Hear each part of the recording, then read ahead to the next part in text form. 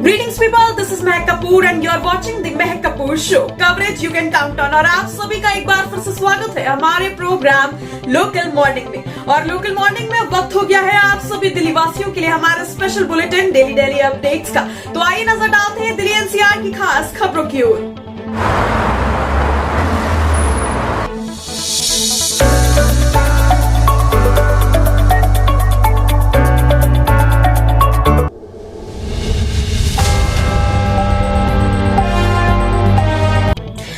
जोत की जंग के मैदान में आज घर वापसी। यूक्रेन में लगी थी 3 गोलियां। C-17 ग्लोब मास्टर से 200 छात्र लौट रहे हैं वतन।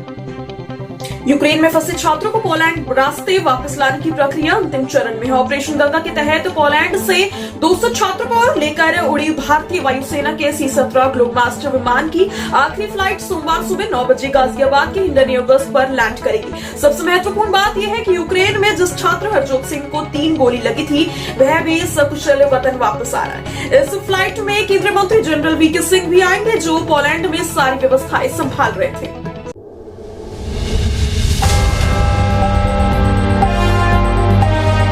सीआईएसएफ में 20% महिला जवानों की होगी हिस्सेदारी। गाजियाबाद में स्थापना दिवस पर गृह मंत्री ने दी जानकारी। जवानों को किया गया सम्मानित।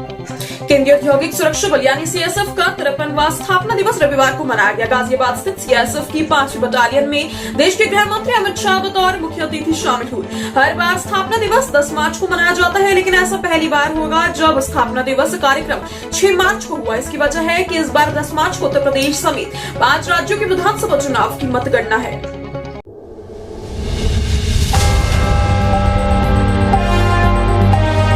दिल्ली में आपका आरोप बीजेपी के गुंडों ने किया। सत्येंद्र जैन की कार पर हमला, भाजपा ने किया खारिज। दिल्ली सरकार के मंत्री सत्येंद्र जैन की कार को रोकने को लेकर आम आदमी पार्टी ने हमले का आरोप लगाया है। उधर स्थानीय भाजपा ने इस आरोप को खारिज कर दिया है। पुलिस ने भी इस मामले में अपना स्पष्टीकरण दिया है। आपको बता दें, इससे पहले आपने कहा कि भाजपा को एहसास हो गया है कि वह आगामी निगम चुनाव में हारने वाली है, इसलिए खिसियाकर हमला कराया जाएगा। और इसके साथ ही उधर भाजपा ने इस आरोप को निराधार बताया है।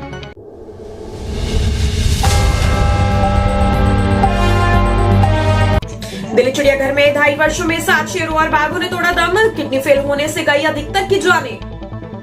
दिल्ली चिड़ियाघर में बीते 2.5 वर्षों में 7 बाघों व एशियाई शेरों ने दम तोड़ा है। अधिकतर की मौतें किडनी फेल होने की वजह से हुई है। आपको बता दें तब है जब दिल्ली चिड़ियाघर खुद ही एशियाई शेरों और बंगाल के बाघों की संरक्षण प्रजनन में भागीदार है। रिकॉर्ड के मुताबिक 4 शेरों और बाघों की मौत किडनी फेल होने से हुई है। दिल्ली चिड़ियाघर की 2020-21 की वार्षिक रिपोर्ट के मुताबिक ये जानवर गुर्दे की बीमारियों से ग्रस्त थे।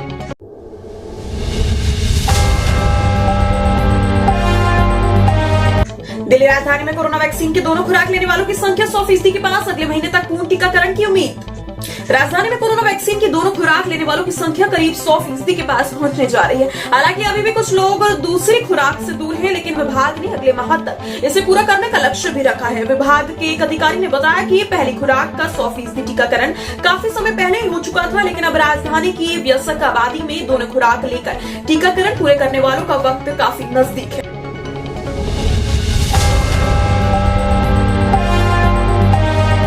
यात्रियों की राह आसान करने में जुटा रेलवे। देखिए किन मार्गों पर चलेगी स्पेशल ट्रेन। होली से पहले रेलवे ने लोगों को बड़ा तोहफा दिया है। होली के दौरान उमड़ने वाली भीड़ को देखते हुए स्पेशल ट्रेन चलाने की घोषणा की गई है। इससे आरक्षित ट्रेनों में टिकट के लिए मारामारी नहीं होगी और नियमित ट्रेनों में आरक्षित सीट खाली नहीं होने के कारण अनारक्षित कोच में यात्रा करने को मजबूर नहीं होना पड़ेगा। रेलवे ने पूर्वांचल दिशा की तरफ जाने वाली लोगों की सहूलियत के लिए कई होली स्पेशल ट्रेनें चलाने की घोषणा की है।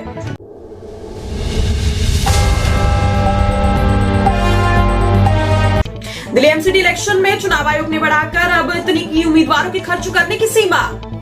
दिल्ली निर्वाचन आयोग ने नगर निगम चुनाव में उम्मीदवारों द्वारा किए जाने वाले खर्च की सीमा बढ़ा दी है। जी हां, अब इसे बढ़ाकर 8 लाख रुपए कर दिया गया है। यह सीमा अब तक 5,75,000 रुपए थी, जिसे अब बढ़ा दिया गया है। आपको बता दें, जानकारी के अनुसार दिल्ली निकाय चुनाव यानी एमसीडी इलेक्शन में उम्मीदवारों के खर्च की सीमा में 1 लाख रुपए की बढ़ोतरी की गई है।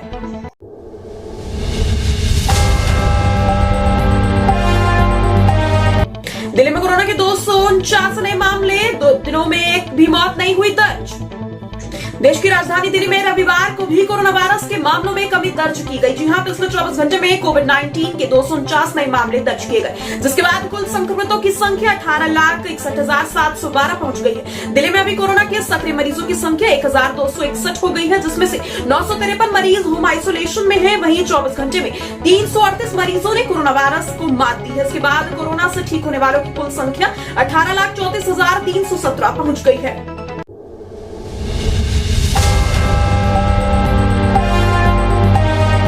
इस हफ्ते दिल्ली में बूंदाबांदी होगी, लेकिन गर्मी भी पड़ेगी पूरी। तापमान 30 डिग्री पर पहुंचेगा। राजधानी दिल्ली का मौसम अब धीरे धीरे गर्म होने लगा है। इस हफ्ते बूंदाबांदी होगी, लेकिन इसकी वजह से गर्मी में किसी तरह की कमी नहीं आएगी। जी हां, 8 मार्च यानी मंगलवार से तापमान 30 डिग्री के करीब पहुंच जाएगा और इसके बाद ये 30 डिग्री के आसपास ही बना रहेगा। आपको बता दें, 9 और 10 मार्च को बूंदाबांदी की संभावना है। इस बीच न्यूनतम तापमान कुछ जगहों पर 17 डिग्री से ऊपर पहुंच गया है। राजधानी में रविवार को अधिकतम तापमान 28.2 डिग्री रहा। यह सामान्य से 1 डिग्री कम रहा।